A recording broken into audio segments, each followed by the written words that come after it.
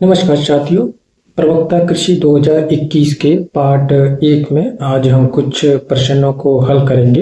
प्रश्न नंबर 1, भारत में पादप रोग विज्ञान के जनक कौन हैं? इस प्रश्न का सही उत्तर है बी, E.J.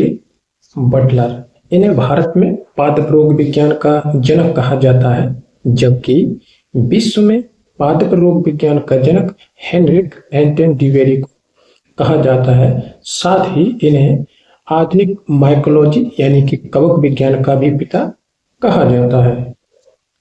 प्रश्न नंबर 2, निम्नलिखित में से किस कोशिकाओं में जल अपघटनीय विकर की प्रचुर मात्रा होती है?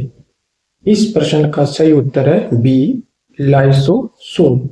लाइसोसोम में ही हाइड्रोलाइटिक एंजाइम पाए जाते हैं, जिनकी संख्या 60 से अधिक होती है, जबकि झिल्ली प्रोटीन की संख्या 50 से अधिक होती है। इस कोशिकाओं की खोज डी डबे के द्वारा की गई थी। इसे आत्मघाती थैलियों के नाम से भी जानते हैं। इसका प्रमुख कार्य होता है साइटोप्लाज्म यानी कोश का द्रव्य के बाहर व अंदर अणुओं का पाचन करना। प्रश्न नंबर 3, निम्न में से कौन सा कथन सत्य है? तो इसमें सत्य कथन है आपका B, xylem is made up of living and non living cell. साथियों, जो जटिल ऊतक होते हैं जिनका काम भोजन को तथा जल को पौधे के प्रत्येक भाग में पहुंचाने का होता है, जैसे जाइलम का कार्य होता है जल को पौधे की प्रत्येक कोशिका में पहुंचाने का, तथा फ्लोएम का होता है फूड यानी भोजन को पहुंचाने का। जाइलम 4 कोशिकाओं से मिलकर बना होता है, जिसमें ट्रैकिड, जाइलम फाइबर तथा जाइलम पेरेन्काइमा तथा ट्रैकी पाए जाते हैं, जिसमें कि जाइलम फाइबर जो होता है यह मृत कोश का होता है, जबकि फिलोएम में जो मृत कोशिकाएं होती हैं उसका नाम होता है फिलोएम फाइबर। जाइलम शब्द को सबसे पहले नगेली के द्वारा सन 1858 में दिया गया था। यह एक ग्रीक भाषा का शब्द है जिसे कहा जाता है जाइलोन, मतलब लकड़ी। प्रश्न नंबर 4, कौन सा मौसम पूर्वानुमान किसानों के लिए सर्वाधिक उपयोगी है? सही उत्तर है बी, मध्यम अवधि मौसम पूर्वानुमान। साथियों, ये जो होता है जो शॉर्ट वाला इसका ये सही है, मध्यम वाला जो 3 से लेके और 10 दिनों का होता है, और इससे अधिक का जो पूर्वानुमान होता है उसको कहा जाता है दीर्घ अवधि मौसम पूर्वानुमान यानी 10 दिनों के अधिक का। प्रश्न नंबर 5, प्रति हेक्टेयर 50 किलोग्राम पोटास देने के लिए कितने किलोग्राम म्यूरेट ऑफ पोटास की आवश्यकता होगी? तो इसका सही उत्तर है 83.5 किलोग्राम प्रति हेक्टेयर।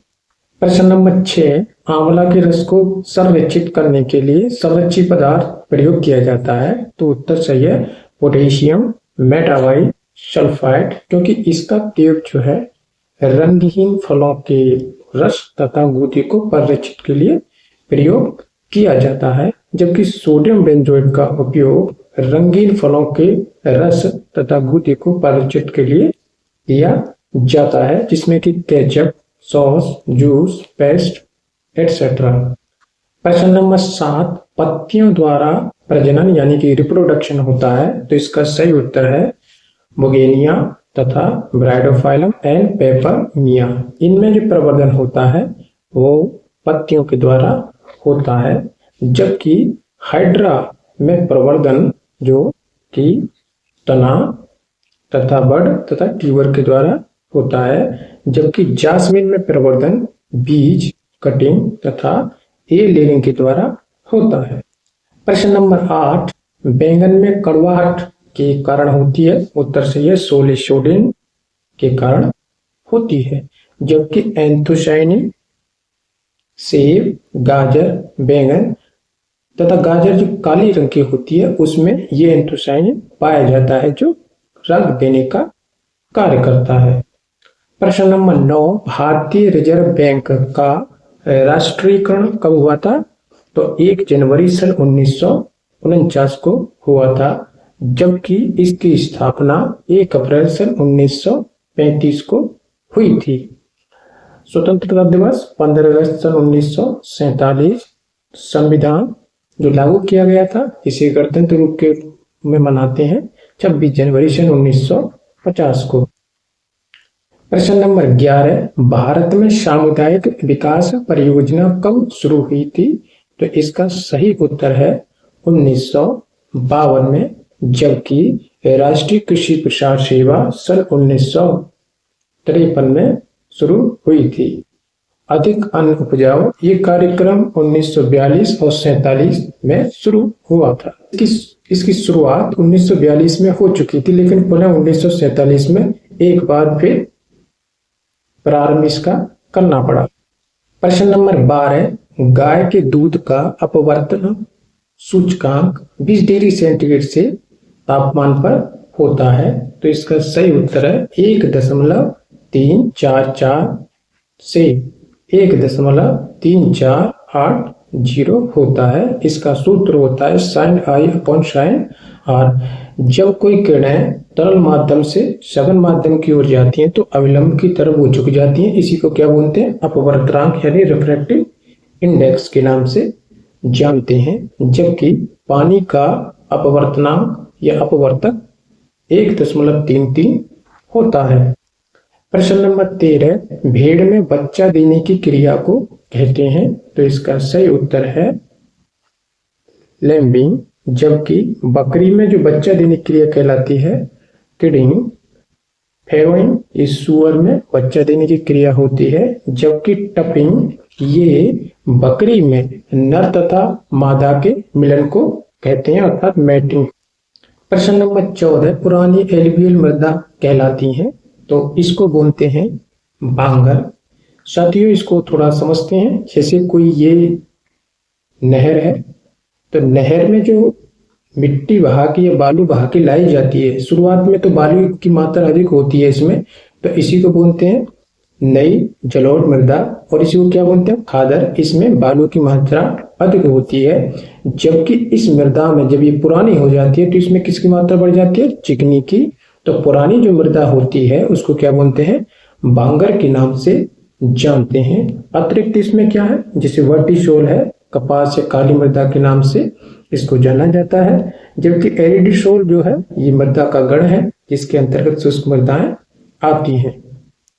एलुवियल का अर्थ होता है जल के द्वारा बहाकर लाई गई मृदाएं, अर्थात जलोढ़ मृदाएं।